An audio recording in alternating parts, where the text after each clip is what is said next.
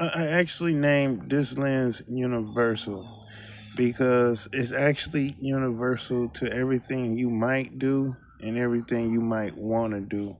So I actually say that this is universal because universally you got the 18 by 135, and if you want the 24 to 70, you actually can get that. Now I can't tell you that honestly it's going to be the same image of the 24 by 70, but you can still pull it off, right? um the 24 by 70 will give you a different portrait as far as bokeh, but universally, to be unified and just a carry and walk around lens, I gotta say, this really does it. And like I say, all the other lenses that I actually bought, um, they was designed for bird photography, and I was actually chasing birds with the 50 millimeter, and they actually flew over my head, and I actually caught them with the 50 millimeter. So don't count the 50 out. That's the nifty 50. It's brand new. I had to buy it because the other one I bought, I actually put it in the washing machine and it went for a ride, and the soap actually got inside the lens and I couldn't clean it out. So what I ended up doing was sticking it in some water and shaking it up, trying to get the soap out. And honestly, that was a bad idea. So it quit working on me. I see some screws on here. I probably could have just took it loose, but nonetheless, I ended up ordering a new one. This is a prime lens, and because it's a prime lens, you're gonna get a prime lens picture. What does prime lenses do? Prime lenses give you a bokeh of an image that you can't get out of any other lens. The bokeh that comes out of this little lens here is beautiful. It separates subjects so sweet. And then you also can capture subjects with it also. So it's for what it is, it's nice. It's silent. It does video. You had to get a little close if you want anything special, but you can be very creative with just this nifty 50. It opens up at 1.8. Opens up at 1.8. And you know what's interesting though? What's interesting is the lens filter, right? The lens filter is smaller than the 24. The lens filter is actually smaller than the 24. I got the 24 millimeter too. I told you I bought everything to get the distance or do landscape, and this is a 80. So this couldn't even pull me back and get group shots unless I bag up and take a group shot and they still ain't clear. So I had to get this one. This one is called Universal because universally you can do everything with this. You can get the 24 by 70, and I can't guarantee you that it's going to be that same bokeh of an image. And I can't tell you that. I could just only tell you that this is a decent lens for what it does. It's not as sloppy as it looks. I tell you, shooting with this lens, I haven't really had to step it down to like f8 or f11 with most lenses. I like to shoot at f8 and f11, and sometimes the sunny rule of 16. Sometimes I like to shoot right there too, but I shoot with a filter sometimes. But this right here is like universal, man. This is something you can carry around. The only thing makes this heavy is the battery pack. Other than that, this lens is pretty much a piece of cake. I mean, it's easy. You can walk around with this and enjoy your best life with photography. Now, this is not the kit lens that I know of. The kit lens was the USM from my knowledge, and but this is the Nano USM.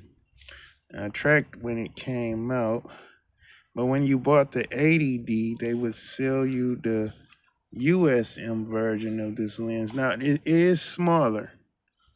It is smaller, more compact, and it actually is fatter. It's definitely fatter. The zoom for video is kind of trash because you can see yourself moving when you're trying to you see yourself moving when you're trying to zoom. So far as video, I say zoom slow. You don't really need the zoom motor. I might get it in the future, but I mean right now I don't really need it. It's not for sports though. I mean if you it's not really for sports. I tried it. It's not for sports.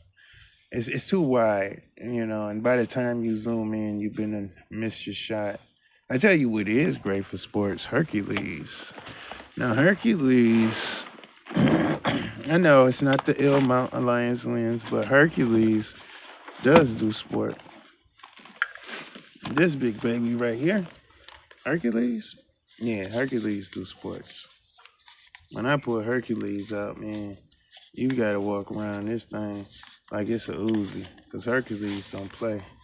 Now, I do like Hercules top window. It's pretty unique for all the functionalities that it do. And it actually adds to your stabilization, because some of y'all are nervous anyways. So the stabilization in this lens is very awesome. It's better than the 75 by 300 for the image stabilizer that it offers. It is full frame. It's got a real big piece of glass in the back. Now this does do bird photography for me. It has captured the moon, but this is not the only one that has captured the moon for me. We got the lemon stepping pepper. Where my baby at? The lemon stepping pepper. The 55 by 250. Now this was like the first telescopic lens that I actually purchased, and they actually told me, hey man, we came out with some new STM lenses. I'm like, STM lenses? I want to play with them. So it was like this one, it was the 50, and then it was the 24. Now this does focus silently, and you can see it's about longer than that one. But the problem is I still couldn't get the 18 millimeter shot. You see what it say?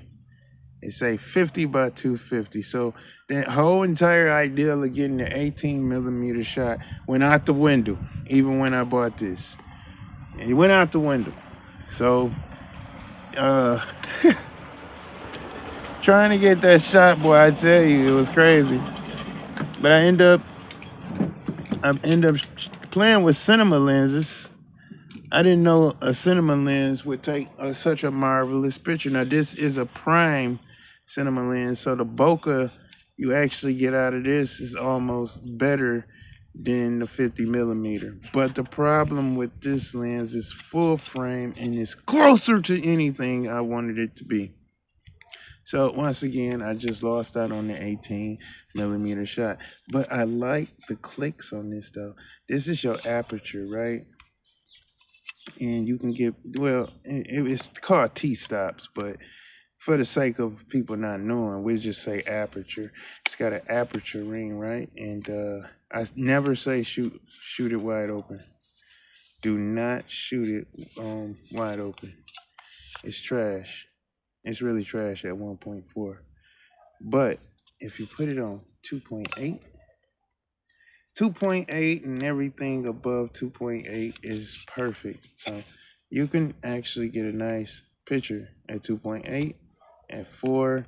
But remember, the further you close it down, the more you letting in the background subject. So I still say on 2, and it does have a lens filter on it. Yes, it does. Yes, it does. I mean, money. I don't think this the lens hood for it, but thank you, Anorama, for just selling me anything. But I don't think this the lens hood for it. But it actually is a full frame lens, and it doesn't connect to the camera. I gotta show you. It doesn't connect to the camera, so you have to manually focus it and manually do everything you're gonna do with this. And you know what? I do it without manual focus peaking. The 90D has a little trick up its sleeves. The 90D has manual focus peaking, and you'll see it because I turned it blue. So if I actually take the autofocus off of it, well, this lens is kind of weird, but whatever is in focus, hold on, let me take this off so you can actually see it. Whatever is in focus usually turns blue, but this lens don't like to manually focus all the time. So, but it does do manual focus peaking. If anything is in focus, it'll turn blue. There it go. So I thought it was some chromatic energy in my video, so it kind of scared me. But when I looked at the actual, I had connected the phone to the camera so I can get a good view of what I was looking at, because I totally inverted the tripod just to get this water shot, and I had the camera upside down trying to get this water shot. And so when I seen this, I'm like, oh my God, I got chromatic energy in my video. But kind of find out it wasn't. It was telling me it was focus. So you got to be mindful so if you turn it focus on, it disappears. How often do I use it? I don't. But it's a good feature to have. It's a good feature to have when you dealing with a manual focusing lens. Now I could do this with the 80D also, so it's no big deal. I could do this same thing with the 80D. The difference between this lens is that it's so close to everything. You got to remember, thin lines is a subject. If the lines are still fat or flat, that's not your picture, or you focusing behind. This lens allowed me to really understand manual focus versus AI focus. AI focus likes to focus in the center. With this lens, you can go past the center and everything else with this lens. I like this lens. I just didn't know it was so close to everything. But composition with this lens is possible. So it's not going nowhere. I'm keeping it. I'm keeping all of them. I like them.